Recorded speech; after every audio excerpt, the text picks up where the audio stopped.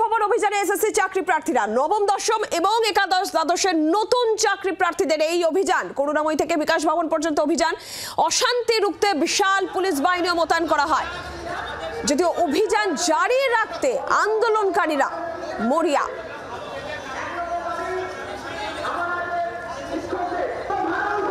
SSC চাকরি প্রার্থীদের বিকাশ ভবন অভিযান নবম দশম এবং একাদশ দ্বাদশের নতুন চাকরি প্রার্থীদের অভিযান করুণাময়ী থেকে বিকাশ ভবন পর্যন্ত অভিযান পুলিশ মোতায়েন। কি পরিস্থিতি এখন সৌমেন ভট্টাচার্য জানাবেন, টেলিফোন লাইনে রয়েছেন প্রতিনিধি সৌমেন।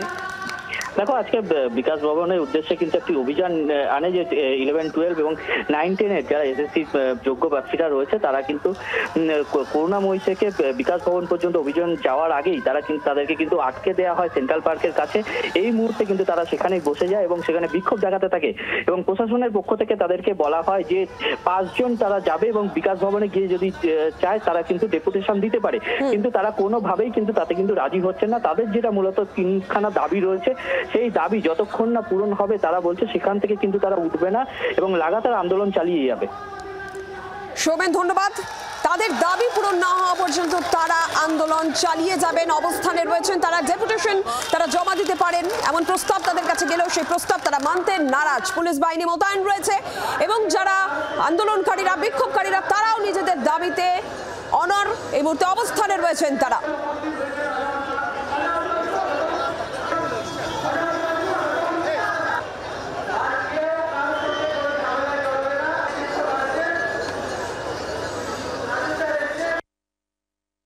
আজকে আমরা 60 পেয়ে যদি আমরা চাকরি না পাই তাহলে ভালো ছেলের সংখ্যা হয় না। আর দ্বিতীয়ত, যে যত বড়ই হোক যদি 60 পেয়ে পশ্চিমবাংলার বুকে চাকরি না পাওয়া যায় তাহলে যত বড়ই ভালো জায়গায় পড়েন আপনাদের সন্তানদের কেউ চাকরি পাবে না।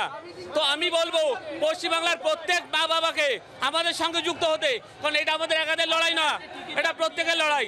মার্কস আমি 60 পেয়েছি এবং academic score cut off academic score আমি 10-এ 10 পেয়েছি, কিন্তু কাট অফ স্কোর গেছে 77। How is it possible? 2016 প্যানেলের অনুযায়ী 10 নম্বর এক্সপিরিয়েন্স মার্ক বাদ দিতে হবে। 2, আমাদের শূন্য পদ সংখ্যা বৃদ্ধি করতে হবে। 3 নম্বর হচ্ছে ভেরিফিকেশন লিস্টে যারা ডাক পেয়েছেন তাদের প্রকাশ্যে ওএমআর নিয়ে আসতে হবে। বাংলার আওয়াজ, বাঙালির আবেগ, জি 24 ঘন্টা।